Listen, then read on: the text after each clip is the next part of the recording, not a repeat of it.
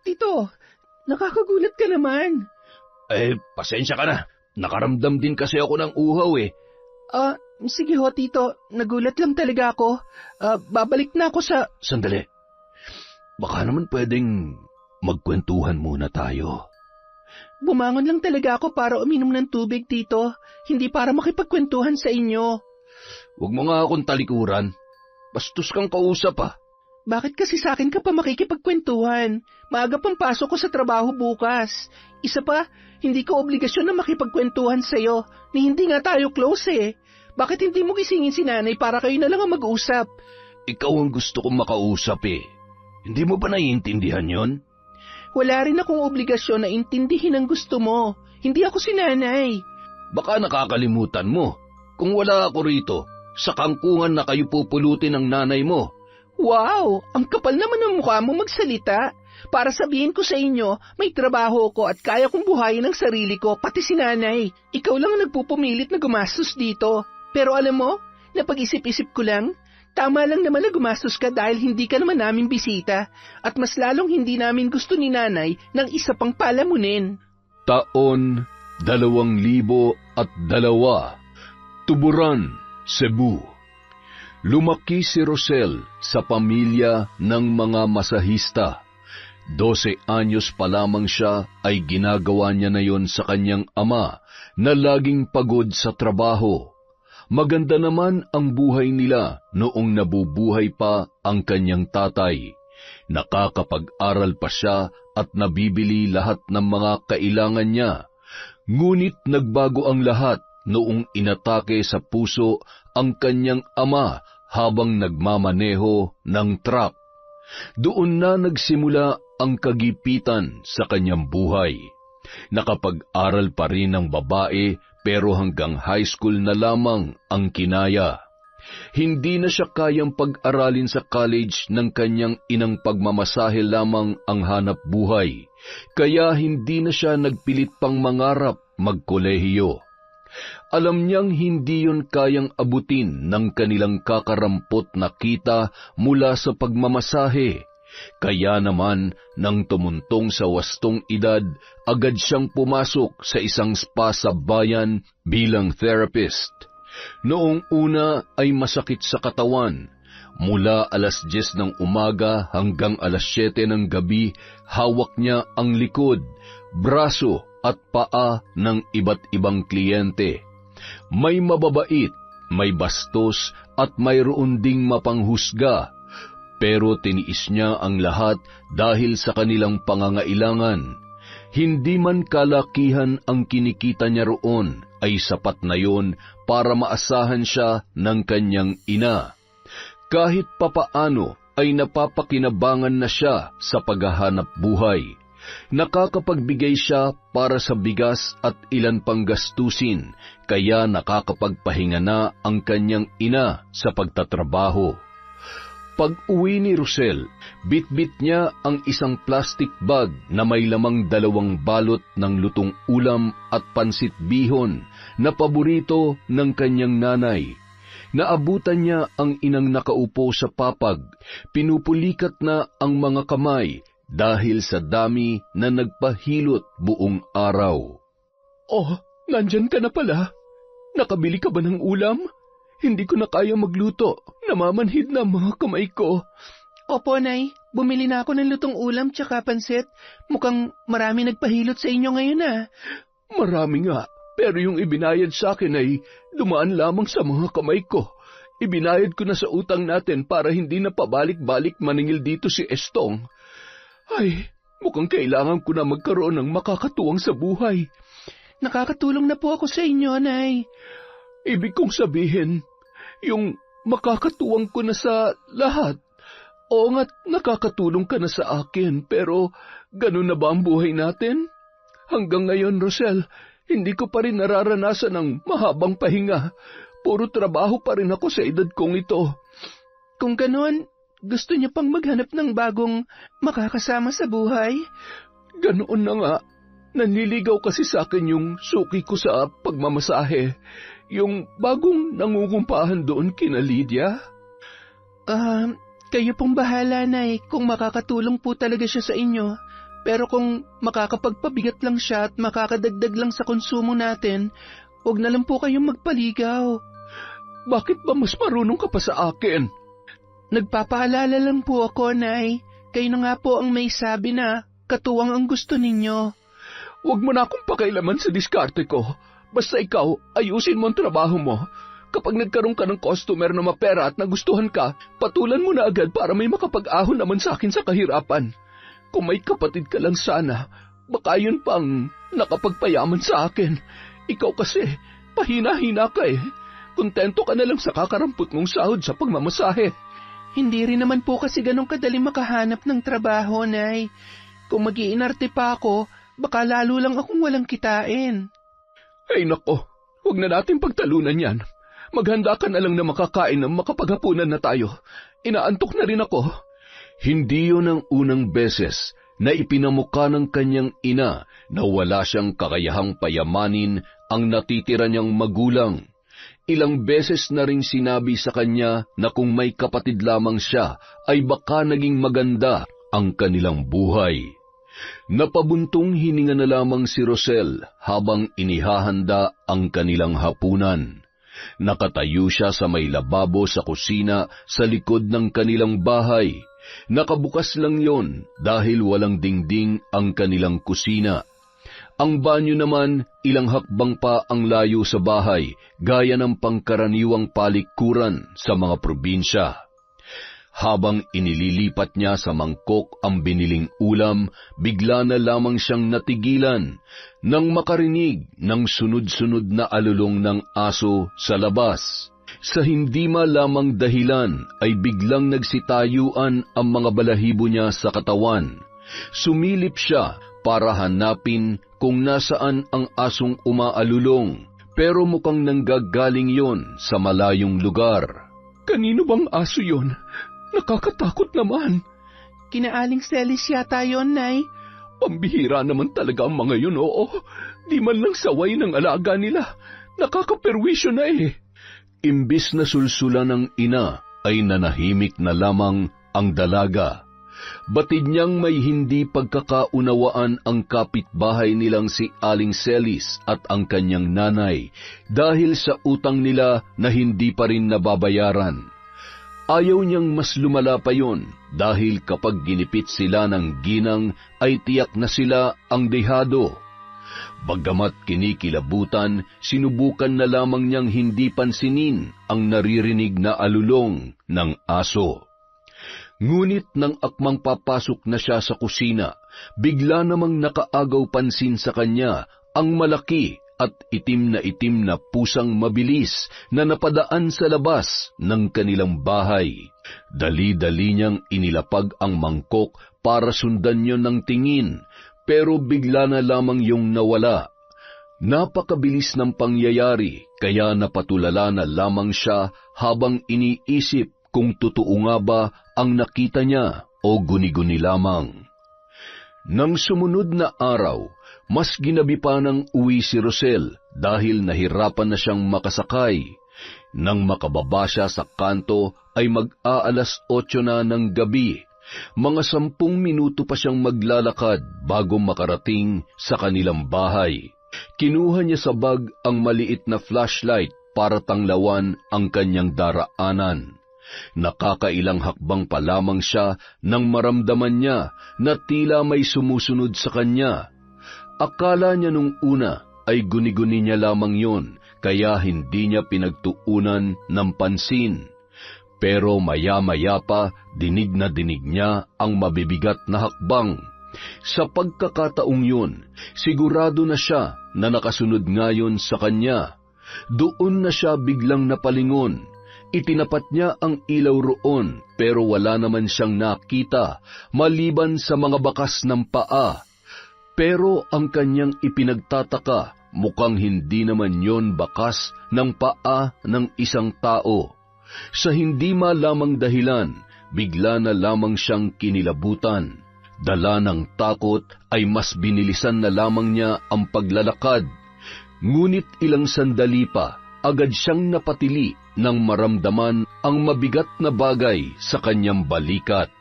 Huy, ano ka ba? Ako lang to. Jason, wisit ka talagang lalaki ka. Nagulat ako sa'yo. Bawasan mo na kasi ang pag-inom ng kape. Bakit ba kasi pabigla-bigla kang sumusulpot? May sinusundan ako kanina pero hindi ko na makita eh. Ha? Sino naman? Hindi sino, kundi ano. Ano nga ba kasi yon? Wala, hayaan mo na yun. Halika na, sasamahan na kita maglakad hanggang sa inyo. Sus, makikikain ka lang sa amin eh. Huwag ka nang umasa, konti lang ang dala kong ulam. Ito naman, ihahatid na nga, pinagmumukha pa akong patay gutom. Hindi ako makikikain sa inyo, busog na ako no. Katatapos ko lang kayang kumain. Ano bang kinain mo? Amoy malansa ka eh. Ang baho kaya. Alam mo minsan, takpan mo rin yung bibig mo para hindi nangangamoy. Pag mabaho ako agad. Nasanay na ako mabaho ka eh. Wow, sama talaga ng ugali mo. Kung iwan kaya kita rito para masalvage ka. Kaya kong sarili ko ano? Hindi sa lahat ng pagkakataon, uy. Bakit pa parang mas gusto mo ako mapahamak? Hindi naman. Ang gusto ko lang, mag-ingat ka. Hindi nawawala ang mga masasamang loob, kaya dapat lagi ka nag-iingat. Huwag ka maglalakad sa dilim ng nag-iisa. Lagi ko namang ginagawa yun ah. Delikado na ngayon, kaya makinig ka sa akin. Anong oras ka ba umuwi? Aabangan kita sa kanto para may kasama ka maglakad. Huwag na, abala pa yun sa'yo. Anong oras nga? Madalas 8:00, mga ganun. Ganun ako bumababa. O sige, aabangan kita ng ganong oras ha? Bagamat tutol pa rin si Rosel sa ideyang yun, ay hindi na niya napigilan ang kababatang si Jason sa gusto nitong gawin. Sa tagal na nilang magkaibigan, hindi lang yun ang nagawa ng binata para sa kanya. Nang magipit sila ng sobra, ibinigay nito ang kinita sa buong maghapon para may maipambili sila ng bigas at pang-ulam. Noon pa man ay mabait na ang lalaki sa kanya, kaya lamang ayaw rin naman niyang makaabala palagi, lalo na't maghapon yung nangangalakal ng basura para kumita ng pera. Ni minsan, hindi minaliit ni Rosel ang trabaho ng kanyang kababata. Bukod kasi sa nakakatulong din sa ibang tao, ay hindi rin gumagawa ng masama sa kapwa ang binata. Hindi yun gumagaya sa mga sigang tambay sa kanilang lugar na walang ibang ginawa kundi ang mamerwisyo. Ulila na sa mga magulang ang kaibigan niyang yun, kaya mag-isa na lamang sa buhay. Kung tutuusin, mas maswerte pa rin siyang maituturing dahil may nakakasama pa siyang magulang kahit nanay na lamang ang mayroon siya. Isang gabi, pagdating ni Rosel sa bahay ay hindi niya inaasahan ang bisitang sasalubong sa kanya. Iha, nakauwi ka na pala. Kanina ka pa namin hinihintay na nanay mo. Sino po kayo? Pasensya na po ha. Ngayon ko lang kasi kayo nakita. Anak, siyang Tito Arturo mo. Bagong kinakasama ko. Ang gwapo niya, di ba? Bagong kinakasama? Oo, siya yung kinukwento ko sa'yo na customer ko sa paupahan ni Lydia. Dito na siya titira sa bahay natin, anak, para yung ipangrerenta niya kay Lydia, itutulong na lamang niya sa atin. Sigurado po ba kayo, Nay? Bakit naman hindi? Mabait naman ang Tito Arturo mo, tsaka masipag maghanap buhay. Tama ang nanay mo, tanggap lang ako ng tanggap ng trabaho kapag may nagpapagawa ng bahay. Tsaka kahit hindi ako magtrabaho, pinadadalhan ako ng nanay kong nakapangasawa ng kano sa ibang bansa.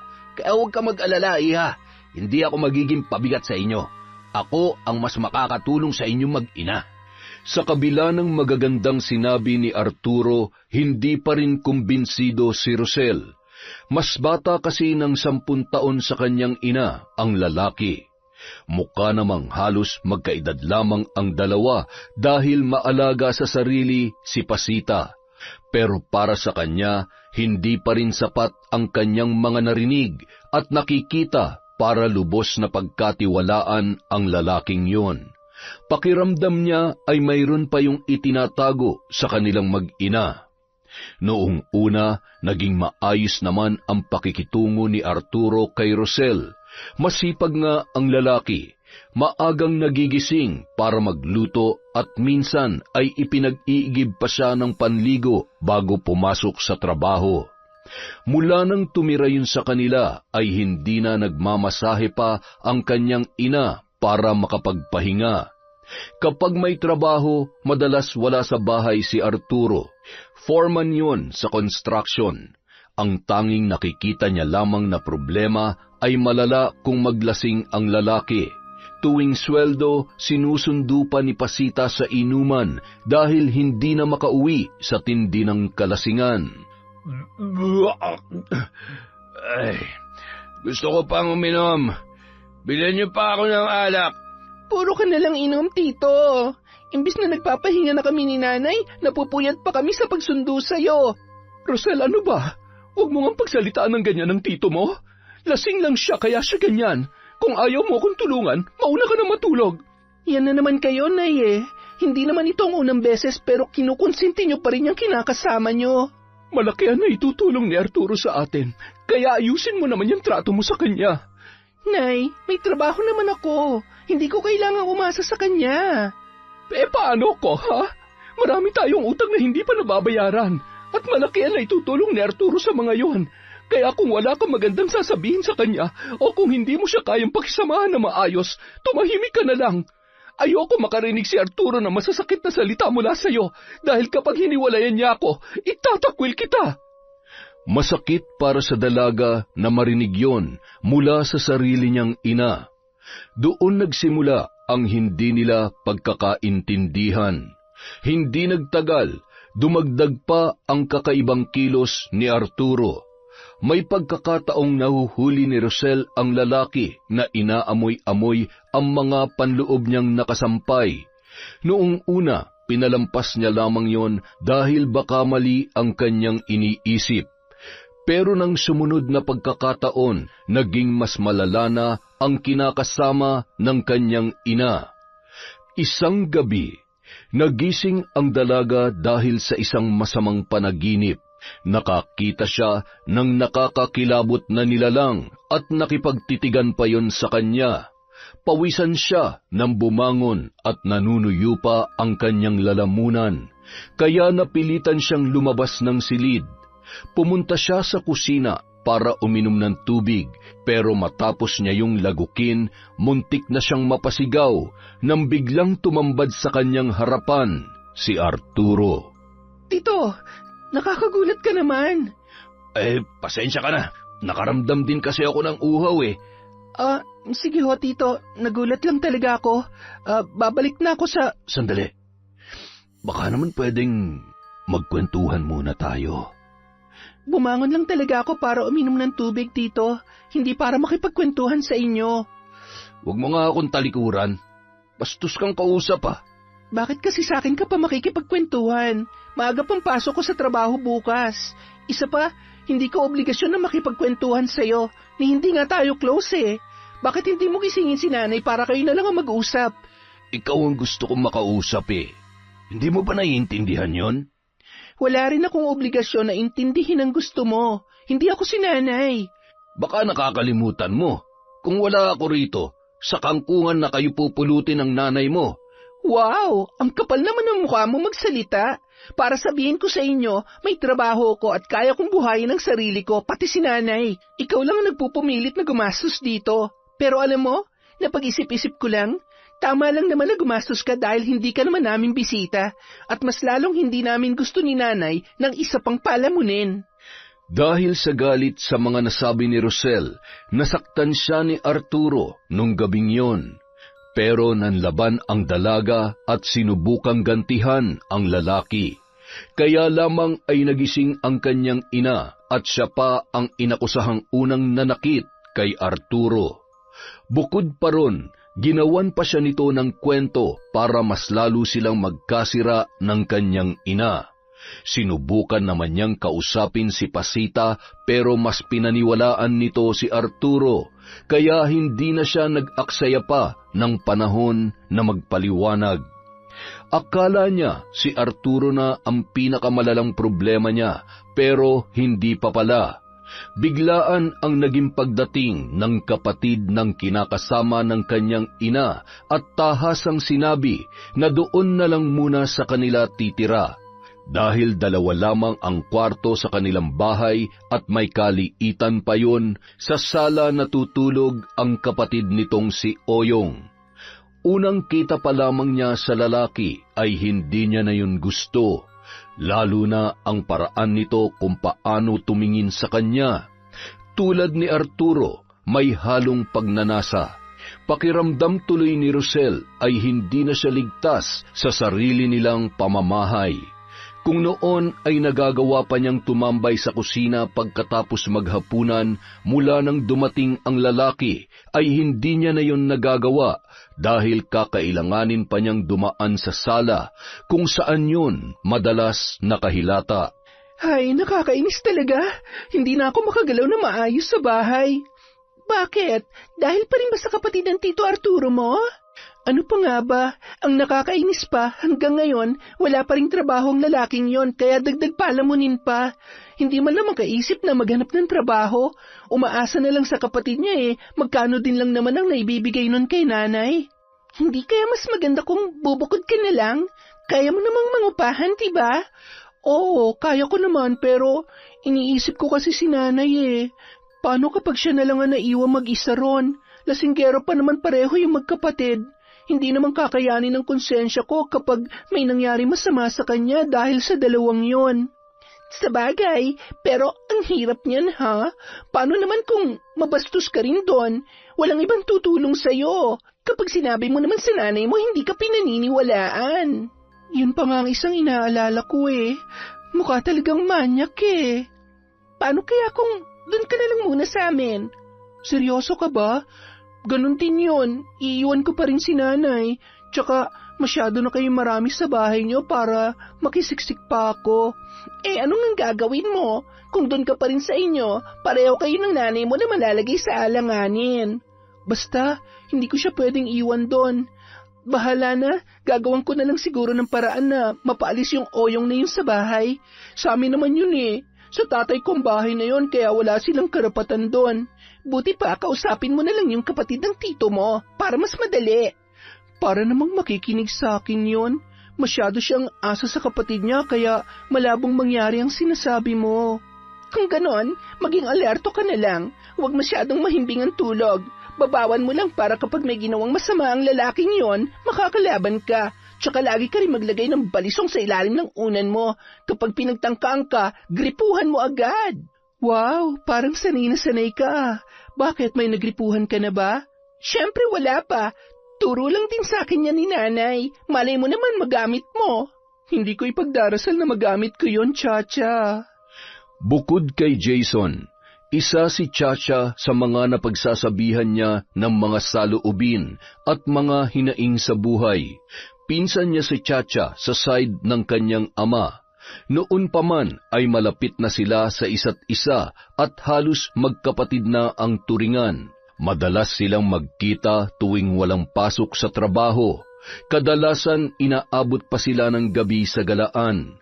Ngunit natigil yon nang mabalita ang tungkol sa isang dalagitang natagpuang patay sa may sapa. Halos hindi na raw yon makilala dahil basag ang bungo at bahagya na ring lumobo ang katawan, dala ng pagkakababad sa tubig. Ngunit hinala ng mga taga-sityo, hinalay muna ang babae bago pinatay ng sospek. Wala pang maituro sa nangyaring krimen, pero inalerto na ang buong lugar para mag-ingat dahil posibleng maulit pa yon hanggat hindi natutukoy kung sino ang gumawa noon sa dalagita. Rosel, hindi ba't lagi kang ginagabi ng uwi? Delikado nang magpagabi ngayon sa daan. Mukhang mas delikado pa nga ako dito sa loob ng bahay Anong sabi mo? Ay, kahit saan naman, Tito, delikado na. Mas mabuti na rin nag-iingat ka. Ipapasundo na lang kita kay Oyong kapag pauwi ka na, ha? Hindi na ho kailangan. Kaya ko naman ang sarili ko. Pero pamilya na tayo, kaya hindi mo mayaalis sa akin ang mag-alala. Lalo na dalaga ka at maganda pa. Baka pagsamantalahan ka rin ng masasamang loob. Nagulat ang dalaga nang bigla na lang yumakap sa likod niya si Arturo at marahang hinaplos ang kanyang braso. Kinilabutan siya sa ginawang yon ng lalaki, ngunit bago pa man siya makakilos para itulak yon, ay nakita na sila ni Pasita sa ganoong posisyon. Wala silang imikan ng kanyang ina ng gabing yon. Tahimik lamang silang naghapunan at walang kwentuhan, gaya ng madalas nilang ginagawa. Mabuti na lamang at wala roon si Oyong, kaya kahit papaano ay nakahinga siya ng maluwag. Sinubukan niyang kausapin ang ina matapos kumain, pero umiwas yon sa kanya. Napabuntong hininga na lamang ang dalaga dahil sa nangyari. Marahil ay iniisip ng nanay niya na nakikipaglandian siya sa kinakasama nito, kaya ganoon na lamang ang naging reaksyon nang makita silang dalawa ni Arturo. Makalipas ang ilang araw, muli na namang kumalat sa kanilang sityo ang balita tungkol sa isa na namang dalagitang ginahasa at pinatay. Ngunit sa pagkakataong yon, mas malala at mas karumal-dumal ang ginawa. Wala nang saplot ang babae nang matagpuan sa may talahiban sa tabi ng kalsadang madalas dinaraanan ni Rosel sa tuwing siya ay umuuwi. Bukod sa mga pasa at dugo sa pagitan ng mga hita ng dalaga, ikinagulat ng mga taga-sityo ang warak na tiyan nito. Nawari hinalukay para tanggalin ang mga laman loob. Maging ang ilang parte ng katawan ay hindi na matagpuan. Ang iba naman ay nakahiwalay na sa katawan at lasug-lasug na ng kanilang matagpuan. Matapos mabalitaan at makita mismo ang panibagong biktima, ay nilukob na ng takot ang dalaga. Hindi na siya mapakali, lalo na't doon pa mismo nangyari ang krimen sa lagi niyang dinaraanan. Iniisip pa lamang niya na naglalakad siyang mag-isa sa kalsadang yon papasok sa kanilang kanto, ay kinikilabutan na siya. Wala kasing kabahay-bahay roon dahil ang magkabilang gilid ng daan ay puno ng matataas na talahib. Inabandona ng may-ari ang lupang yon, kaya hindi na nalilinisan o natatabasan man lang ang mga damo. Kaunting kaluskus lang sa labas ng bahay ay agad nang nagigising ang dalaga. Ganoon din tuwing nakakarinig siya ng kahol ng aso. Tila may boses sa kanyang isipan na bumubulong na siya na ang susunod na biktima. Hindi niya rin mawari kung bakit, pero masyadong mabigat ang kanyang pakiramdam sa paligid. Nakakatakot mang isipin, pero may kutob siya na ang salaring hinahanap ng mga taga-sityo ay malapit lamang sa kanila, o mas tamang sabihin na mas malapit pa sa kanyang inaakala. Hindi na rin mapalagay ang mga taga-sityo dahil sa magkasunod na nabiktima ng sinumang halang ang bituka na pinupuntirya ang mga dalaga. Maaga naman talagang natutulog ang mga taga-sityo, pero mula nang mabalita ang tungkol sa mga nangyaring krimen, mas napaaga pa ang pagsasara ng mga tindahan at ng mga bahay ng mga residente.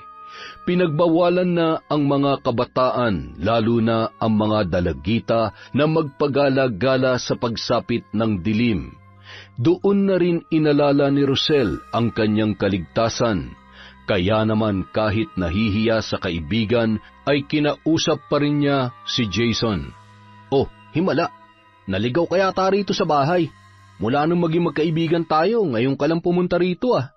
"Ano naman kasing gagawin ko rito? Madalas naman tayo nagkikita kahit hindi ako tumambay dito, di ba? At saka, hindi mo naman ako inaaya sa bahay mo eh." "Siyempre, baka kung anong isipin ng nanay mo kapag isinama kita rito nang tayo lang. Baka bigla tayong ipakasal nun." "Kasal agad? Hindi naman ganun ka-OA si nanay, no?" "Ay, siya nga pala. Ano bang sadya mo rito? Gusto mo bang magkape muna?" "Hindi na. Okay lang ako.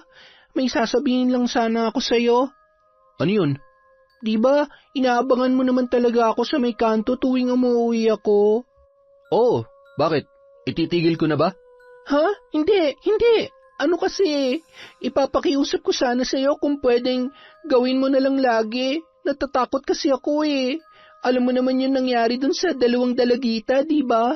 Nakakatakot kaya yun. Alam mo, bago mo pa maisip yan, nakapag-desisyon na akong sunduin ka gabi-gabi. Hinanda ko na nga yung balisong ko eh. Baka sakaling mapalaban. Talaga? Ibig sabihin, susunduin mo na ako gabi-gabi? Oo, inulit mo lang yung sinabi ko. Wala namang ibang gagawa nun para sa iyo eh. Tsaka hindi kita kayang ipagkatiwala sa ibang tao. Nangako kaya ako sa tatay mo nung nabubuhay pa siya. Hoy, ang bata pa natin nun, no? Kahit na, nun pa lang, gusto na talaga kitang protektahan. Hindi lang sa mga masasamang loob, kundi pati sa mga kakatuwang nilalang. Kakatuwang nilalang? Sa kapre. Baka kasi tangayin ka bigla eh. Sa liit mong yan, baka bitbitin ka lang nun at isabit sa sanga ng puno. Ang pinagsasasabi mo, di na uso yung mga kapre-kapre na yan, tsaka mga aswang. Hindi ka naniniwala sa aswang? Hindi, pero kahit hindi ako naniniwala, natatakot pa rin ako sa dilim. Paano kung totoong mga aswang? Gusto ko muna makakita para maniwala ako. Sigurado ka? Kaya mo ba? Siyempre hindi. Ano ba? Hindi naman totoo yun, tinatakot mo lang ako eh. Totoo sila, uy. Darating ang araw na maniniwala ka rin, sigurado yan. Dahil nagtagal pa ron ang dalaga ng ilang oras, inabot na siya ng gabi. Ihahatid na sana siya ni Jason nang biglang dumating doon ang kanyang inang galit na galit, kasama si Arturo. Nay, anong ginagawa niyo rito? Ano pa nga ba? Di sinusundo ka. Alalang-alala ko sa'yo dahil gabing-gabi na hindi ka pa rin nakakauwi. Tapos nandito ka lang pala sa bahay ng lalaking yan. Ihahatid ko na po sana si Rosel sa inyo. Naunahan niyo lang po kami, tita. May namamagitan na ba sa inyo ng anak ko?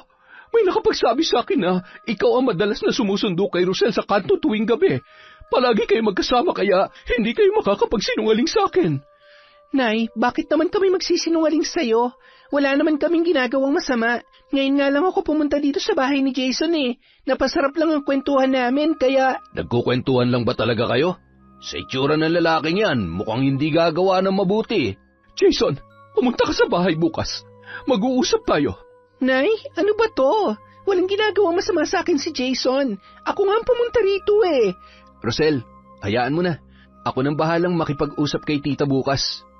Bagamat nasa trabaho, hindi pa rin mapakali si Rosel dahil ng mga sandaling yon batid niyang kinakausap na ng kanyang ina ang kanyang kababata. Napahamak pa ang kaibigan niya ng dahil sa kanya. Kung hindi sana siya nagpunta sa bahay ni Jason at nagtagal doon, hindi sana yon mangyayari. Kaya naman nagpasya siya na maagang umuwi para makausap kaagad ang kanyang ina. Hanggang 6:00 lang siya sa spa pero paglabas niya doon ay madilim na ang paligid na sumasalubong sa kanya. Nagtaka ang dalaga dahil dati naman ay hindi pa ganoon kadilim tuwing sasapit ang 6:00 ng gabi. Napakunot noo si Rosel at sa hindi malamang dahilan bigla na lamang lumakas ang kabog ng kanyang dibdib. Parang may kakaiba sa gabing yon na hindi niya maipaliwanag. Sinulyapan niya ang jeep na huminto sa kanyang harapan. Nagdadalawang isip pa siya kung sasakay o hindi na lamang muna uuwi dahil sa masama ang kanyang kutob. Pero dahil sa kagustuhang makausap ang kanyang ina, ay sumakay na siya roon at bumaba na lamang sa may kanto. Nang huminto ang jeep, kinapa niya ang flashlight at dalang balisong sa kanyang bag. Inilabas niya ang pang-ilaw sa napakadilim na daan. Napakatahimik ng paligid. Kahit mga kuliglig ay hindi na nakapagtangkang lumikha ng ingay. Dinig na dinig niya ang bawat yabag ng kanyang mga paa habang naglalakad sa napakadilim na kalsada. Ilang sandali pa, natigilan siya nang maramdaman niyang tila may sumusunod sa kanya. Bumilis ang kanyang paghinga at nanlalaki ang mga mata na nakikiramdam sa paligid. Sinubukan niyang lakihan ang mga hakbang para mapabilis ang paglalakad, ngunit sa bawat pagbilis ng hakbang niya ay ganoon din ang sinumang sumusunod sa kanya. Halos mabingi na siya sa lakas ng kabog ng kanyang dibdib. Nagtayuan na ang mga balahibo niya sa katawan nang umalingasaw ang masangsang na amoy sa paligid. Ngunit hindi niya yon inalintana. Nagpatuloy pa rin siya sa paglalakad. Nang hindi pa rin huminto ang sinumang nasa kanyang likuran, ay mabilis niyang inilabas ang balisong. Huminga siya ng malalim at inihanda ang sarili. Wala na siyang mapagpilian kundi harapin kung sino man yun. Ngunit sa pagpihit niya, agad siya napaatras habang nanlalaki ang mga mata nang makita ang kanina pa sumusunod sa kanya. Napakurap-kurap pa siya at sunod-sunod na napalunok. Hindi yun tao, sigurado ron ang dalaga.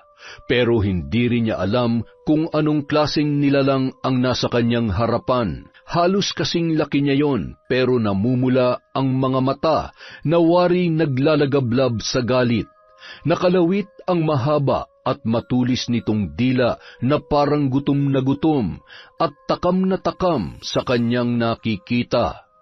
Nakakakilabot ang balat nito na tila balat ng kalabaw, makapal, kulubot at nangingitim na parang sunog na karne.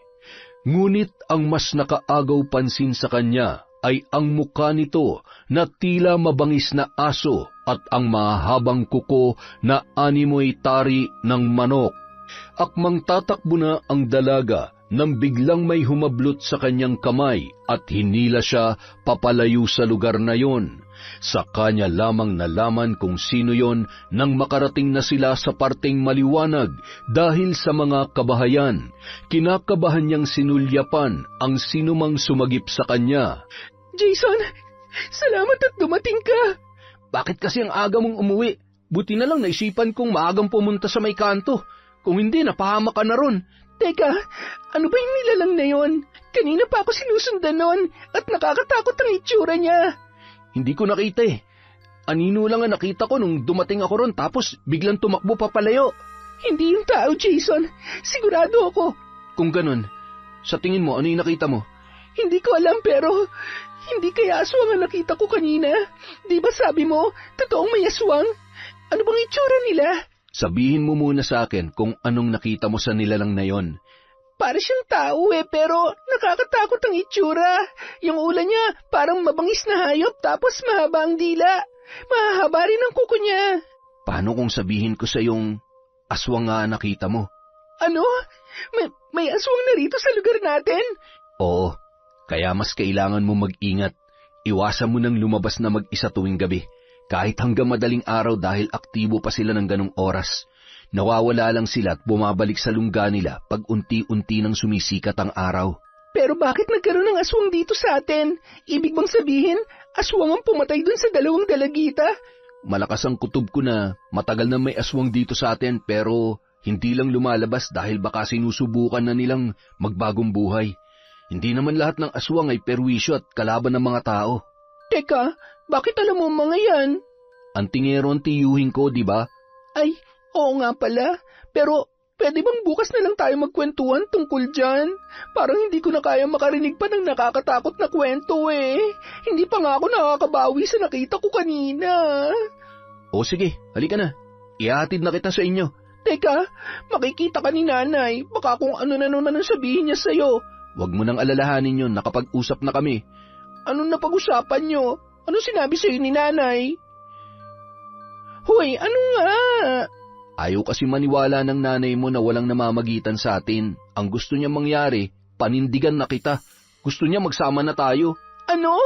Teka, kakausapin ko nga yan si nanay. Nakakahiya naman ang ginawa niya. Hindi niya muna ako sinabihan sa... Kung sakali ba, hindi ka papayag kung liligawan kita? Ha?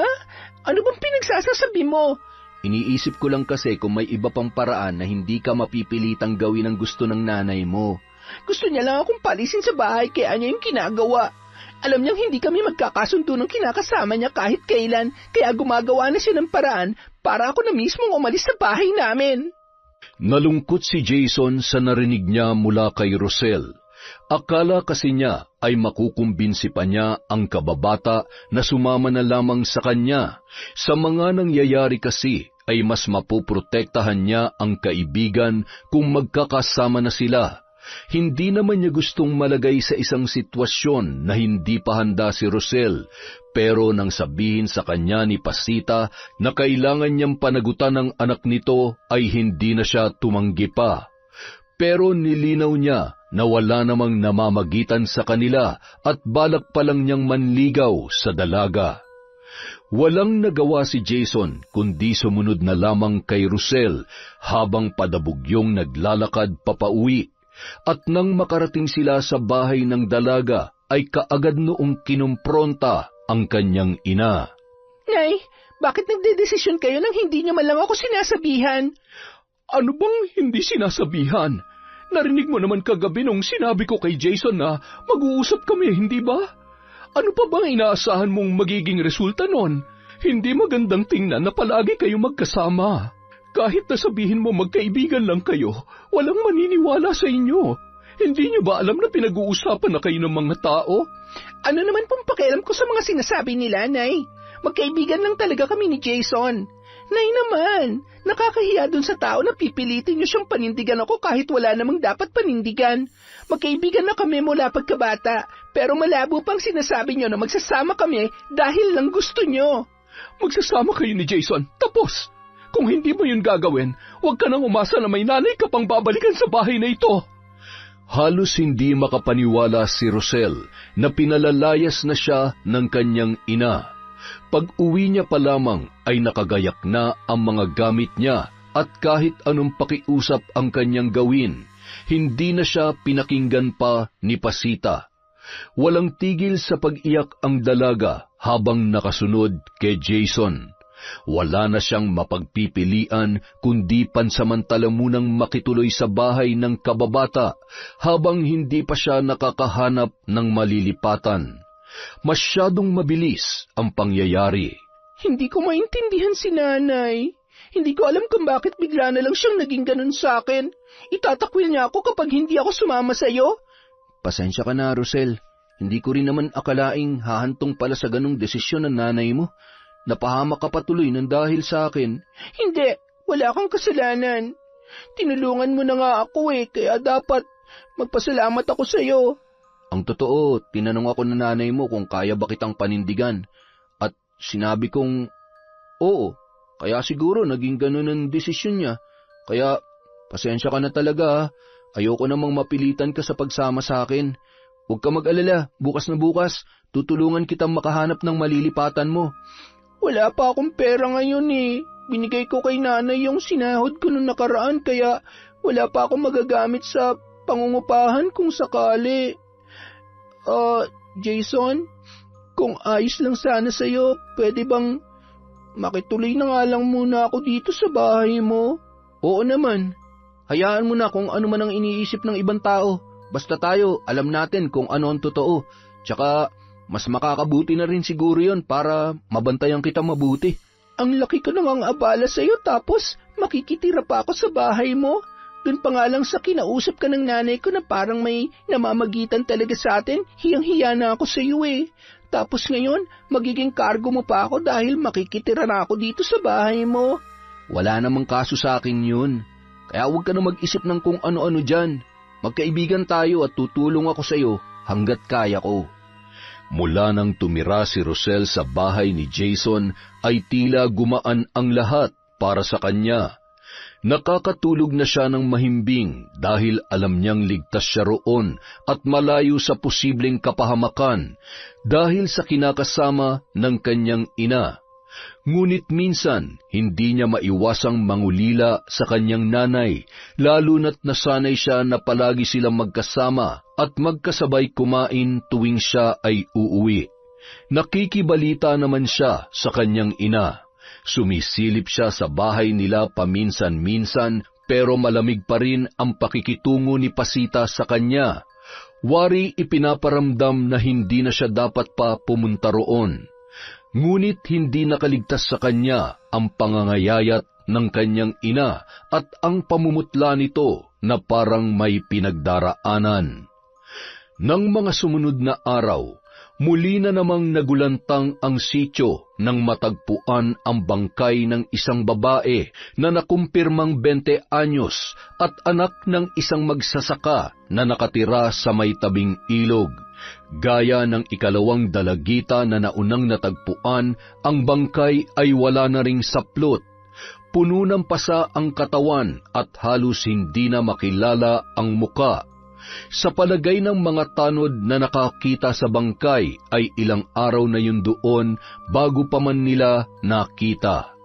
Sa takot ay muling inusisa ni Rosel si Jason tungkol sa nangyari dahil ang hinala niya hindi lamang ordinaryong tao ang gumagawa noon, kundi isang aswang. Sa tingin mo ba, aswang din na may gawa nun? Hindi. Walang kahit anong palatandaan na may kinalaman ng aswang sa pagkamatay ng babae. Sigurado akong tao lang ang gumawa nun. Pero pangatlong beses na yun nangyari kaya nakakabahala na. Hindi ka ba nagtataka? Sa tinagal-tagal na natin dito sa sityo, ngayon lang nangyari yung ganyan. Ibig sabihin ba nun, tayo ang nagpapasimula ng krimen dito? Oo, sana mali ako pero masama ang kutob ko sa kapatid ng kinakasama ng nanay mo.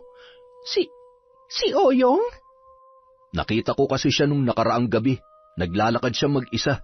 Hindi ko na siya natanong kung saan pupunta. O mas tamang itanong ko sa kanya kung saan siya galing. Hindi ako sigurado pero yung direksyon na pinanggalingan niya, galing dun sa mismong lugar kung saan natagpuan yung namatay na anak ng magsasaka. Alam mo, hindi rin talaga maganda ang pakiramdam ko sa kanya. Kaya nga hindi ko magawa matulog ng mahimbing sa gabi dahil pareho sila ni Tito Arturo eh. Iba kong makatingin. Tapos, bago mangyari yung desisyon ni nanay na umalis na ako sa bahay, naubutan niya kami ni Tito sa kusina. Niyayakap niya na ako noon. Napansin ko rin yan sa kanya nung sinamahan kita sa inyo at nung pinuntahan ka nila rito. Ibang klase ang tingin niya sa'yo, Rosel. Parang may halong pagnanasay. Kung masama silang tao, delikado sa kanila si nanay. Hindi siya pwede maiwan mag-isa ron. Kung may plano kang gawin, sabihin mo muna sa akin ha. Hindi pwedeng mag-isa ka lang. Baka lalo kang mapahamak. Sige, sasabihan kita. Sa ngayon, kumain na muna tayo. Nagluto ako ng adobong maraming bawang. Paborito ko kasi yun eh. Busog pa ako eh. Pero sasamahan na lang kita habang kumakain ka. Sigurado ka? Oo. Ikaw parang ayaw mong kumain ng mga luto ko. Hindi mo ba gusto yung lasa? Hindi naman. Nasanay lang ako sa mga luto ko na hindi ko nilalagyan ng rekado para iwas sakit. Kaya parang hirap tanggapin ng sikmura ko yung mga maalat na pagkain tsaka maraming bawang. Sabagay, may mga tao naman talagang masyadong maalaga sa kalusugan kaya mas gusto ang mga pagkain walang lasa. Ganito na lang, ikaw na lang magluto ng pagkain mo tapos ako magluluto ng akin para naman makapagsabay pa rin tayo. Ayos lang ba sa'yo? Uy, ayos na ayos yan. Noong una, hindi pa masyadong napansin ni Rosel ang malaking pagkakaiba nila ni Jason. Kahit kasi matagal na silang magkakilala, ay hindi naman sila 24 oras na magkasama, kaya marami pa rin siyang hindi alam tungkol sa lalaki. Sa kanya lamang ito nakikilala ng lubusan nang magsimula silang tumira sa iisang bubong. Hindi naman mahirap magustuhan si Jason dahil bukod sa natural na ang pagiging mabait ay marespeto sa kanya ang binata. Ni minsan hindi nito sinamantala ang pagkakataon kahit na nakikitira lamang siya roon. Gabi-gabi siyang sinusundo ng kanyang kababata. Umuuwi rin siya na may nakahanda ng pagkain at ganoon din tuwing magigising siya para pumasok sa trabaho. Hindi siya binigo ni Jason, kaya naman doon niya lang naisipang sagutin ang tanong ng binata na sadya niyang iniwasan noon. Jason, may gusto sana akong itanong sa'yo. Ano yun?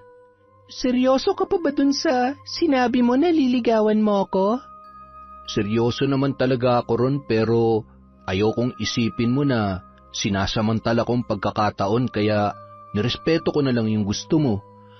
Paano kung sabihin ko ngayon na payag na ako magpaligaw sa'yo? Ha? Talaga? Payag ka na? Oo, hindi na rin naman ako bumabata, tsaka ngayon, wala na akong ibang nakikitang matinong lalaki na alam kong aalagaan ako at susuportahan ako sa lahat ng bagay kundi ikaw. Hindi pa nga tayo pero pinoprotektahan mo na ako. Nakikita ko naman lahat ng ginagawa mo. Ba't nakapikit ka? Joke lang. Kung ganun, sisimulan ko ng panliligaw sa'yo ngayon din. Naging mas masipag at dumoble pa ang pagsisikap ni Jason para patunayan ang sarili kay Rosel. Ngunit kahit pumayag ng magpaligaw ang kanyang kababata, hindi pa rin niya maiwasang mag-alala dahil mayroon pa siyang hindi sinasabi sa dalaga.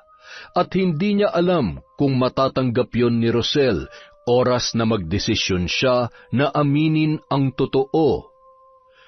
Kinagabihan, habang mahimbing ang tulog ni Rosel, agad na kumilos si Jason para magtungo sa bahay na nag-iisa na lang niyang kamag-anak na si Kado.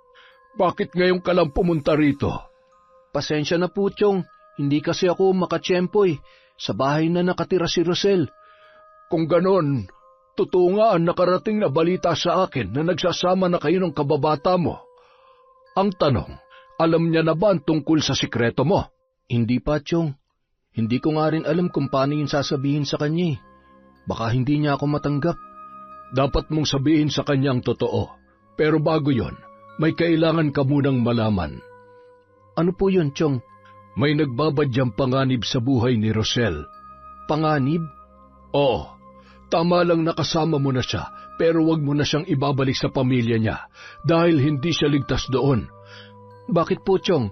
Nakita ko ang kinakasama ni Pasita, si Arturo, pati yung isang lalaki. Ang sabi na napagtanungan ko, kapatid yun ni Arturo at doon mismo nakatira sa bahay ni na Rosel. Ano naman po meron sa kanila, Chong? Nakita ko si Arturo nitong nakaraan, kasama ang anak ni Simon bago pa napabalitang patay na ang anak niya. Kung hindi ako nagkakamali, siya ang huling kasama ng babaeng yon bago pa man mapahamak. Ibig sabihin, si Arturo ang rapist at pumapatay ng mga dalaga rito? Yung kapatid niya.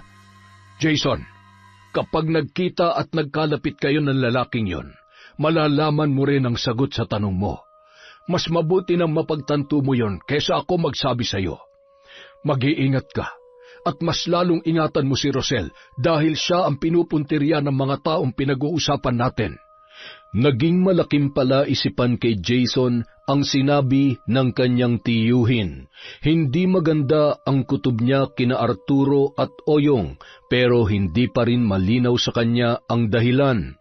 At yun ang kailangan niyang alamin. Siguradong may tinatago pa magkapatid na yon, at malalaman ko rin yun dahil hindi ako papayag na mapahamak si Rosel sa mga kamay nila. Samantala, hating gabi nang magising si Pasita, muli niyang narinig ang pamilyar na ingay mula sa labas ng kanilang silid. Kinakabahan niyang sinulyapan ang pwesto ni Arturo. Napakunot noo siya nang mapansing wala roon ang lalaki. Mas lalong lumakas ang pagkabog ng kanyang dibdib. Mukhang may ginagawa na naman yun na hindi maganda. Bumangon siya at lumabas ng kwarto para hanapin ang kanyang kinakasama. Ngunit imbes na si Arturo, bigla siyang napaatras sa takot nang makita si Oyong na tila namimilipit ang katawan sa sahig. Muntik na siyang mapasigaw nang tila mabali ang buto ng lalaki at pagkatapos ay mabagal na tumayo, hanggang sa unti-unti nang nagbago ang kanyang anyo. Aswang, yun ang unang pumasok sa kanyang isipan. Sisigaw na sana si Pasita sa takot nang maramdaman niyang may tumakip sa kanyang bibig at mabilis siyang hinila pabalik sa kwarto. Nanlaki ang mga mata niya nang mapagtantong si Arturo yon.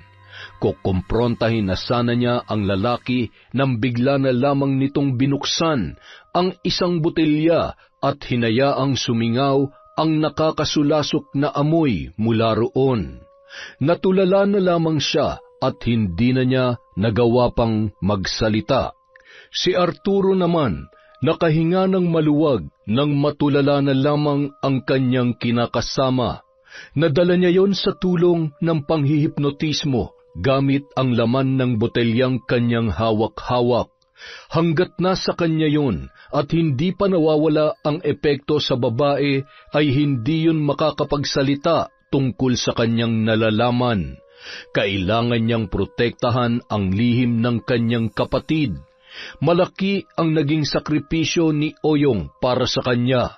5 taon na ang nakalilipas. Noong panahong yun, naimbitahan sila sa isang handaan. Siya sana ang titikim sa pagkaing ibinibigay sa kanya ng kanyang kaibigang nag-imbita sa kanila. Pero busog na siya sa mga kakanin. Para hindi na siya pilitin pa, si Oyong ang kumuha ng pagkain at saka inubos yun. Hindi naman nila inakala na balak pala silang yang gawin ng kanilang kaibigan. Pero dahil ang kapatid niya lamang ang kumain ng pagkaing ibinigay sa kanila, ay nakaligtas siya sa sumpa ng pagiging aswang. Pero si Oyong, hindi. Sinubukan nila noong dalhin sa albularyo ang kanyang kapatid, pero wala na ring nagawa ang matanda. Hindi na naalis ang sumpa, kaya naman tuwing gabi, inaasahan na niyang mawawala yun para maghanap ng bibiktimahin. 1 taon din silang nagkahiwalay ni Oyong nung hindi na ito bumalik sa kanya. Hanggang isang araw, naggulat na lamang siya na natuntun siya nito sa bahay ni Pasita. Nagsinungaling na lamang siya sa kinakasama at sinabing naroon lamang ang binata para magbakasyon. Pasensya ka na, Pasita, pero damay ka na sa problema namin magkapatid. Walang pwedeng makaalam ng sikreto namin. Hindi ko hayaang mapahamak siya, lalo na ngayon magkasama na kaming muli. Nang gabi ring yun, muling naghasik ng lagim si Oyong na nasa anyo ng isang aswang. Ngunit sa pagkakataong yun, isa namang buntis ang biniktima ng lalaki. Walang awang kinuha ng nilalang ang buhay ng 6 na buwang sanggol sa sinapupunan nito. Kinabukasan, nang mabalitaan ni Kado ang tungkol sa buntis na nabiktima ng aswang, ay kaagad siyang nagtungo roon. Karumal-dumal ang sinapit ng babae. Tila hiniwa ng matalas na bagay ang tiyan ng biktima at nakalaylay na sa kama ang bituka nito. Nawawala rin ang iba pang laman loob. Maya-maya pa, dumating na rin doon si Jason. Chong, kanina ko lang po nabalitaan ang nangyari. Aswang ang gumawa nito sa babaeng yan. Sigurado ako rin, Jason. Dumarami na nabibiktima ng aswang na yun. Kailangan na nating gumawa ng paraan para mahuli siya. Manmanan mo ang bahay ni Pasita. Kapag nakita mong lumabas si Oyong, sundan mo siya. Wag na wag mo siyang lulubayan ng tingin. Kung kaya mong lumapit, lapitan mo at gamitin mo sa kanya ang langis na ito. Para saan po itong langis, Chong? Yan ang magpapahina sa kanya. Bukod sa basbas ng pari, may orasyon ang langis na yan. Mas mabisa kaysa tubig dahil hindi basta-basta mawawala sa katawan ng aswang. Oras na maisaboy mo yan sa kanya. Marami pa po ba kayo nito, Chong? Meron pa sa bahay. Bakit? Anong gagawin mo? Ibibigay ko sana kay Rosel para meron siyang proteksyon. Kung proteksyon ang kailangan mo para sa kanya, hindi sapat ang langis na yan. Oh, teka, sumama ka sa akin. May ibibigay ako sa iyo. Sinundan ni Jason ang kanyang tiyuhin para makuha ang proteksyon na ibibigay para kay Rosel. Nang makarating sila sa bahay, iniabot sa kanya ng matanda ang isang medalyon. Pangontra ba talaga sa aswang ang medalyon na yan, Chong? Oo, kaya wag na wag mo itong hahawakan. Ibabalot ko na lamang sa pulang tela para maiuwi mo't maibigay kay Rosel. Pero, bakit ikaw, Chong? Hindi ka ba talaga tinatablan ng pangontra? Baka nakakalimutan mong isa rin akong antingero. Kaya kahit anong gawin kong pangontra, hindi ako tatablan kahit na nananalaytay rin sa akin dugo ang pagiging aswang. Tama ang tiyuhin ni Jason. Hindi nga yun tinatablan ng kahit anong pangontra dahil kakaiba ang lakas na mayroon si Kado. Noong binata pa lamang yun ay naranasan ng makipaglaban sa mga kapwa aswang na walang ibang ginawa kundi mamerwisyo sa mga tao. Ang buong angkan nila ay may lahing aswang, ngunit mas piniling mamuhay ng normal at inilayo ang mga sarili sa tukso. Bagamat hindi yun naging madali, ay hindi nila hinayaang mas manaig ang kasamaan kesa sa kabutihan. Nagsimula ang pagbabagong yon sa kanyang lolo, na minana naman ng kanyang ama.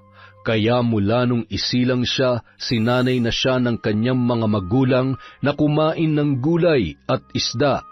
Umiiwas sila sa karne, nang sa gayon ay hindi siya matuksong tumikim ng sariwang laman. Nang maulila sa mga magulang, ipinagpatuloy niya ang pagbabagong sinimulan ng mga yon.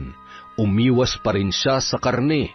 Hindi rin siya gumagamit ng bawang at asin sa mga pagkain. Nasanay siya sa matabang at walang lasa, ngunit minsan gumagamit na rin siya ng ibang pampalasa sa pagkain, lalo na nung tumira na sa bahay niya si Rosel para hindi yun magduda sa kanya. Hindi pa siya handang sabihin sa dalaga ang lihim ng kanyang pagkatao dahil malaki ang posibilidad na hindi siya noon matanggap. Kinagabihan, hindi na nag-aksaya pa ng panahon si Jason. Matapos maibigay kay Rosel ang medalyon at maipaliwanag ang bisa noon, ay kampante na siyang iwanan ang dalaga sa bahay, kahit 10 oras pa yon ng gabi. Pinuntahan niya ang bahay ni na Rosel at inabangan ang paglabas ni Oyong. Umaalis ng bahay ang lalaki tuwing sasapit ang 6:00 ng gabi para maghanap ng magiging biktima. Pero bumabalik pa yon sa bahay para maghintay na mas lumalim pa ang gabi. Pagsapit ng 11:00, saka lamang muling lalabas si Oyong. Napakunot ang noo ni Jason nang umalingasaw ang pamilyar na amoy nang makalapit siya sa bahay na tinutuluyan ng lalaki. Tama nga ang kanyang hinala, si Oyong ay aswang. Ilang sandali pa, lumabas na yun sa bahay, ngunit sa pagkakataong yun ay iba na ang kanyang anyo. Hindi na yun tao, kundi nasa anyo na ng isang aswang. Buong ingat niyang sinundan ang nilalang. Kung gaano kaliksi ang kilos noon ay kinaya ring tumbasan ni Jason. Hanggang sa huminto ang aswang sa tapat ng isang bahay, kung saan kasalukuyang humihilab ang tiyan ng isang buntis. Lalapit na sana roon ang nilalang, nang bigla siyang sumipol para agawin ang atensyon nito. "Saan ka pupunta? Nakahanap ka na naman ba ng bago mong mabibiktima?"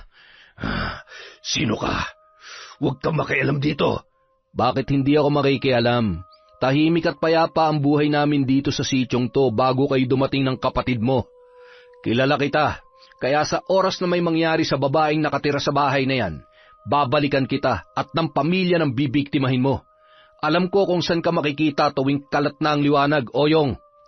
Kitang-kita ni Jason kung paano natigilan ang halimaw nang banggitin niya ang pangalan noon.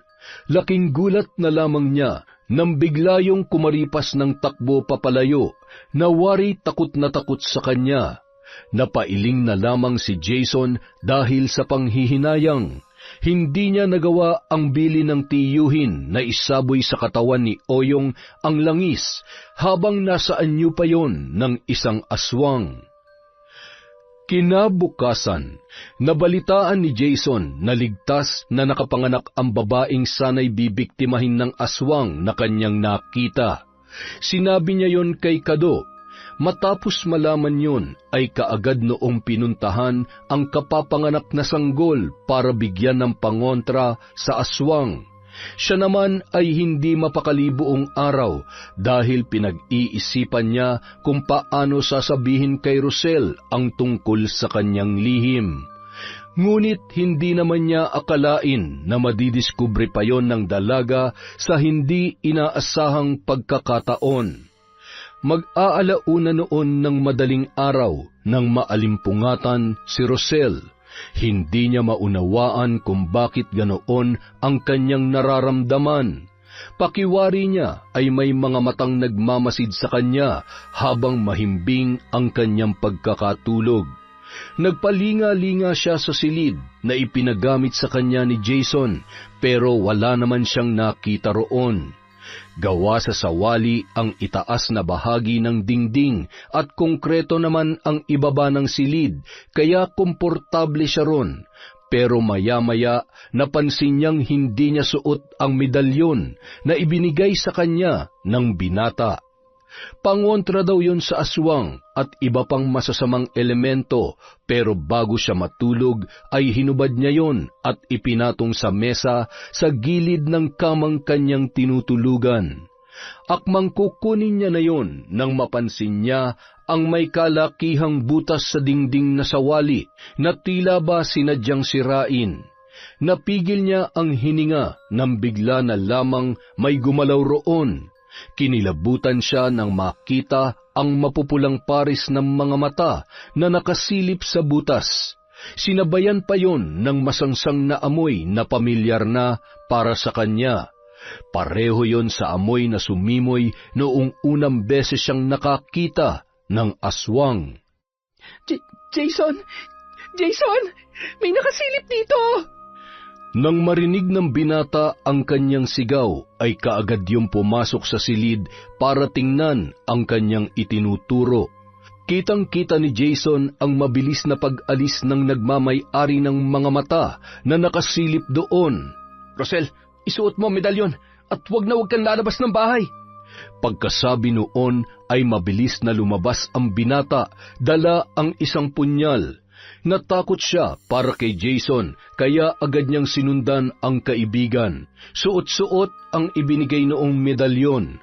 Ngunit paglabas pa lang niya ng bahay, tumambad sa kanya ang isa ring pamilyar na nilalang. Kung hindi siya nagkakamali, yun din ang nakita niya nung gabing muntik na siyang mapahamak. Aswang! Aswang nga! Hindi pa man siya nakakabawi sa nakita, ay muli na naman siyang natigilan nang makita naman ang kanyang kababatang si Jason na noon ay unti-unti na ring nagbabago ng anyo. Napaawang ang labi ng dalaga at nanlaki ang mga mata nang maging isang ganap na aswang na ang kanyang kababata. Napaatras siya at dali-daling pumasok sa bahay habang sapu-sapu ang kanyang dibdib. Nanginig ang buong katawan ni Rosel dahil sa takot. Ang lalaking itinuring niyang kaibigan at pinagkakatiwalaan ay isa rin pala sa mga nilalang na kanyang kinatatakutan. Dala ng halu-halong takot ay bigla na lamang siyang nawalan ng malay. Samantala, matapos mag-anyong aswang ay sinalakay na ni Jason si Oyong. Hawak ang punyal na may lason para sa mga aswang na katulad niya. Bukod sa talim na alaga ng orasyon ay dun niya ibinuhos ang langis na ibinigay ni Kado sa kanya. Sinubukan siyang kalmutin ng kanyang kalaban, ngunit mabilis siyang nakailag. Nang hindi siya tamaan ay mas lalong tumindi ang galit nito. Muling sumugod sa kanya si Oyong at nakalmot siya sa kaliwang braso. Umangil si Jason nang maramdaman ang matinding kirot at hapdi mula sa kalmot. Ngunit hindi siya pumayag na hindi niya yon mababawian. Sa muling pagsugod niya ay nagawa niyang ibaon ang punyal sa dibdib ng kalaban. Dahilan para umatungal yon ng malakas at maliksing tumakbo papalayo. Kinabukasan, napatili si Rosel nang tumambad sa kanya ang muka ni Jason. Anong ginagawa mo? Wala akong ginagawa masama sa'yo. Binantayan lang kita dahil nawalan ka ng malay kagabi. Pagpasok ko rito, nakahandusay ka dyan sa sahig. Nakita kita kagabi. Nakita ko lahat, Jason. Ay, alam ko, At balak ko na rin talagang sabihin sa'yo pero hindi lang ako makahanap ng tiyempo. Ito kasi ang kinakatakot ko yung matakot ka sa akin. Rosel, ganito na ako mula nung ipanganak ako ng nanay ko pero hindi ako kagaya ng iniisip mo. Nagbagong buhay sila kaya ganun din nila ako pinalaki nung nabubuhay pa sila. Kaya nga nung inaalok mo ako nung niluto mo, hindi ako kumakain dahil umiiwas ako sa kahit anong karne. Nabuhay ako na puro gulay at isda lang ang kinakain ko pero kahit minsan, hindi ako nanakit ng tao. Alam ko, pero hindi ko matanggap na naglihim ka sa akin ng ganong katagal. Mula pagkabata, magkaibigan na tayo. Nagtiwala ako sa'yo ng sobra-sobra, Jason. Pero bakit hindi mo nagawang sabihin sa akin ng totoo? Dahil ayokong katakutan mo ko. At baka lumayo ka sa akin. Masyado kang mahalaga para sa akin, Rosel. Uuwi na muna ako sa amin. Wag! Bakit? Bahay ko rin naman yun Kung ayaw ng nanay ko na nandun ako, pues ipagpipilitan kong sarili ko. Mapapahamak ka lang kung uuwi ka sa inyo. Nakikiusap ako. Huwag ka na munang bumalik sa inyo. Hindi pa pwede. Bakit nga? May hindi ka pa ba sinasabi sa akin? Oo na. Meron pa akong hindi sinasabi sa'yo. At sa tingin ko naman, dapat mo nang malaman ng tungkol doon. Si Oyong. Siyang aswang na gumagala at na may merwisyo ngayon dito sa sityo. At ang suspect naman sa pagkamatay ng mga dalagita ay ang kinakasama ng nanay mo, si Arturo. Ano? Bakit ngayon mo lang sinabi? Kailangan kong umuwi sa amin. Paano si nanay? Baka mapahamak siya ron. Kahit puntahan mo nanay mo, siguradong hindi ka rin niya pababalikin. Mukhang alam niya na nangyayari kaya pinaalis ka niya sa bahay ninyo. Anong ibig mong sabihin? Alam na ni nanay na may ginagawa masama si Tito Arturo? Ganun na nga.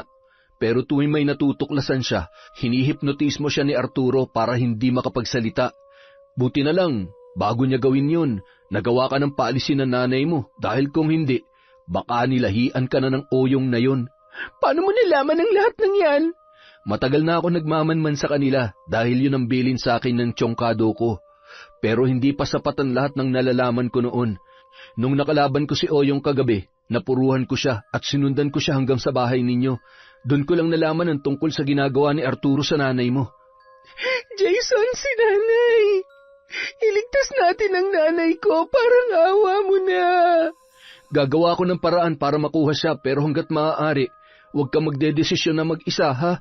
Huwag kang pupunta ron nang hindi ako kasama dahil pag nagkataon baka hindi ka na makalabas ng buhay. Bagamat gustong-gusto ng makita at makasama ni Rosel ang kanyang ina, ay sinunod niya ang payo ni Jason na huwag na munang pumunta sa kanilang bahay para sa kanyang kaligtasan. Nangako naman ang kanyang kababata na gagawin ang lahat para mailigtas ang nanay niya mula kina Arturo at Oyong. Samantala, kinausap muli ni Jason ang tiyuhin para hingin ang tulong sa pagliligtas kay Aling Pasita. Yun na lamang ang naiisip niyang paraan dahil hindi naman siya maaaring sumugod ng mag-isa sa bahay na yun. Nagkaharap na po kami ni Oyong. Tinamaan niya ako pero mas napuruhan ko siya. Sigurado ko na hanggang sa mga sandaling ito ay nanghihina pa rin siya, Chong. Kailangan nating samantalahin to para tuluyan na nating tapusin ang paghasik nila ng lagim. Ihahanda ko ang mga gamit mamaya. Bago kumagat ang dilim, dapat naroon na tayo kina Pasita. Wala nang ibang pagkakataon, Jason. Magiging mas malakas ang laban natin kay Oyong kung hindi pa nanunumbalik ang lakas niya. Pero ang inaalala ko ay ang kapatid niya. Kung nagagawa niyang pumaslang ng ibang tao, tiyak na hindi niya tayo sasantuhin. Hindi na nag-aksaya pa ng panahon ang magtiyuhin. Bago pa man mag-alas-6 ng gabi ay naghanda na sila para pumunta sa bahay ni na Rosel. Sa labas pa lamang ng bahay ay nagbuhos na ng langis na may orasyon si Kado. Ginawa yun ng matanda palibot sa bahay habang nakaabang naman sa may pinto si Jason. Ilang sandali pa, kumatok na siya roon. Si Arturo ang nagbukas ng pintuan. Kaagad na tumalim ang tingin ng lalaki nang makita si Jason. Anong ginagawa mo rito? Wala kang karapatang pumunta rito matapos ang ginawa mo sa kapatid ko. Eh di inamin mo na rin.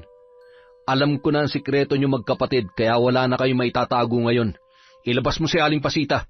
Alam ko rin kung anong ginagawa mo sa kanya. Wala akong alam sa mga sinasabi mo. Umalis ka na rito kung ayaw mo mapabilang sa... Saan? Sa mga nabiktima mo?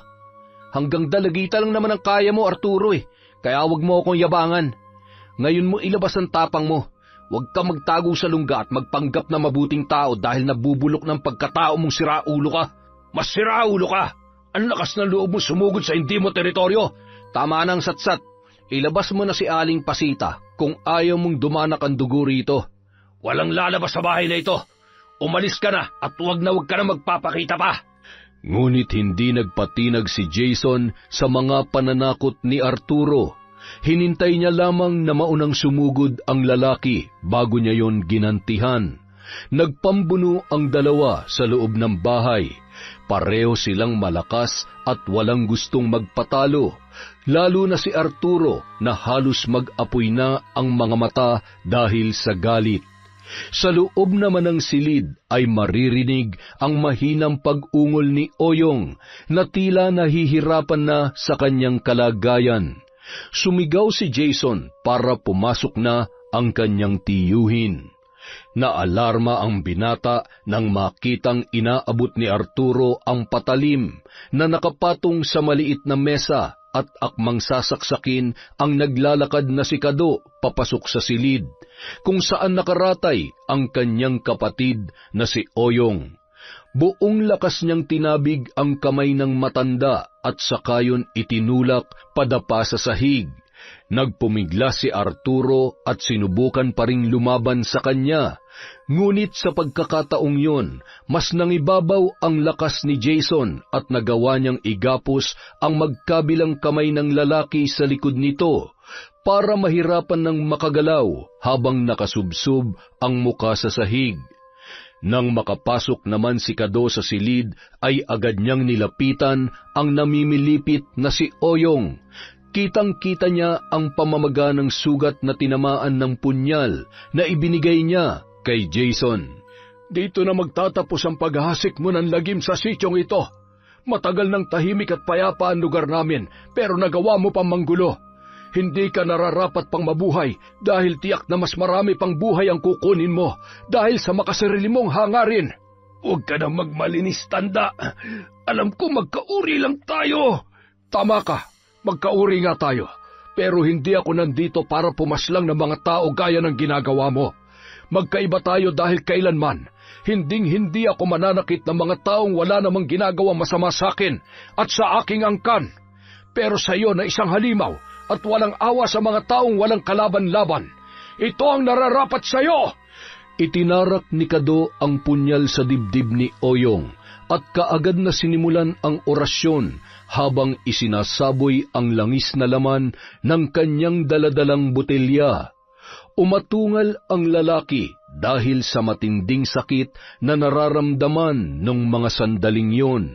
Nasaksihan ni Kado kung paano tila nasunog ang katawan ng lalaki nang matapos ang kanyang orasyon. Ilang sandali pa, tuluyan ng binawian ng buhay si Oyong. Iniwan na lamang niya ang bangkay sa loob ng silid dahil batid niyang kusa rin yung maglalaho pagsapit ng dilim. Umalingaw-ngaw sa paligid ang alulong ng mga aso na wari nagdiriwang sa pagkawala ng salot sa sityo. Paglabas ni Kado ng silid, tumambad naman sa kanya ang nakadapa sa sahig na si Arturo. Kailangan na nating tumawag ng mga tanod para sila na mismong gumawa ng hakbang para makulong ang hayop na to. Kapag hindi mo inamin ang mga krimeng ginawa mo, matutulad ka rin sa kapatid mo. Hindi kita titigilan. Tandaan mo yan, Arturo. Nang malaman ni Arturo na wala na ang kanyang kapatid na si Oyong, tuluyan na yung nilukob ng matinding takot. Nang dumating ang mga tanod ay inamin ng lalaki ang ginawa sa mga dalagitang ginahasa bago pinatay. Ipinaalam na rin ni Kado sa kanilang kapitan ang tungkol sa aswang na nagkalat ng lagim sa sityo at sinabing nagawan niya na yon ng paraan. Nagpasalamat naman sa kanya ang mga opisyal dahil manunumbalik na ang katahimikan, hindi lamang sa kanilang sityo, kundi pati na rin sa iba pang parte ng barangay na yun. Mula kasi nang mabalita ang tungkol sa sunod-sunod na krimen, ay nabahala na rin ang mga residente sa iba pang sityo. Nang makaalis na ang mga tanod, hinarap naman ni Kado ang nooy nakatulala pa rin na si Pasita. Ipinainom niya sa ginang ang dala niyang herbal para bumalik yon sa wisyo. Takang-taka yon sa nangyari at kaagad na hinanap ang anak na si Rosel. Hindi naman nila inilihim ang totoong nangyari. Doon na rin nila napagtanto na nasaksihan pala ni Pasita kung paano mag-anyong aswang si Oyong at nalaman na rin ang kahayupan ni Arturo kaya napilitang itaboy ang sariling anak. Pagbalik ni Rosel sa kanilang bahay, naging madamdamin ang tagpo nilang mag-ina matapos ang pinagdaanan nito kina Arturo at Oyong. Nangako siya na hinding-hindi na iiwanan pa ang kanyang nanay. Para makasiguro, nagbigay na rin si Kado ng pangontra para kay Pasita. Tulad ng kay Rosel, isa rin yung medalyon. Sa ngayon, wala nang panganib dito sa sityo, pero gusto kong ingatan niyo ang pangontrang ibinigay ko sa inyo dahil yan ang magiging proteksyon niyo sa mga masasamang elemento, lalo na sa aswang. Maraming salamat, Mang Kado. Sa'yo rin, Jason, dahil hindi mo pinabayaan ang anak ko. Pasensya ka na sa mga nasabi ko at kung nabigla kita na, panindigan ang anak ko kahit na alam kong wala kayong relasyon. Wala pa, Nay, pero hindi po malabo, lalo na ngayon na mas nakilala ko na si Jason. Oo nga po, Nay. Hindi nagtagal, sinagot na rin ni Rosel ang kanyang kababata. Ang dating usap-usapan lamang tungkol sa kanilang dalawa ay nauwi na sa katotohanan. Masaya naman ang binata dahil tinanggap siya ni Rosel ng buong puso, sa kabila ng malaman niya ang lihim sa pagkatao nito. Sa pagkawala ni Oyong at sa pagkakakulong ni Arturo ay wala nang nabalita pang krimen sa kanilang sityo. Nawala na ang pangamba ng mga residente roon kaya bumalik na sa normal ang araw-araw nilang pamumuhay.